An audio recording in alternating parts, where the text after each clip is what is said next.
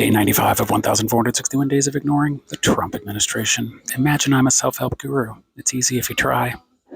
Something About the Beatles is my favorite in a sea of podcasts about the Beatles.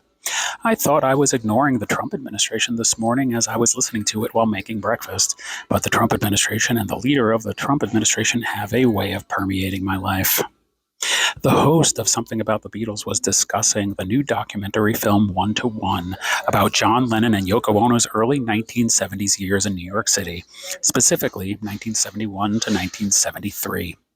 I was born in 1972, but the film made no mention of this. During this time, the Richard Nixon administration was actively trying to deport John Lennon because the voting age in the United States had recently been lowered to 18, and John was trying to use his fame to advocate for registering new voters to keep Nixon from being reelected. Deporting John Lennon sure sounds to me like something the leader of the Trump administration might try to do. I have a feeling that he could not name one Beatles song.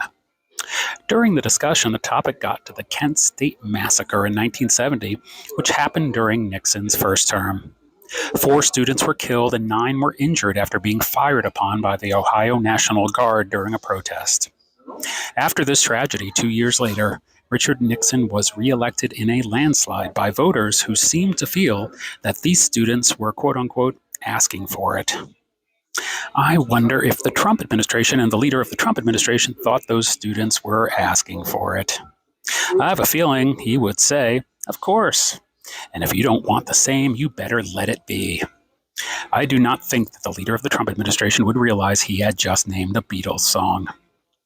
If I didn't let it be, the Trump administration might say Josh Bloom was asking for it when he made 1,461 Days of Ignoring the Trump administration, which is a much more subtle form of protest, but it is the kind of protest that we engage in today. So I have to say that there may come a day when the Trump administration pushes through legislation that says, if you post a video called 1,461 Days of Ignoring the Trump administration, then you are subject to deportation. While some may say this thinking is hyperbolic, I am saying with my usual optimism and realism that I am so sorry. What you call hyperbolic, I call historical precedent. Look, yesterday was just a day in the life, and tomorrow never knows, but all you need is love, so let's come together and continue to ignore the Trump administration.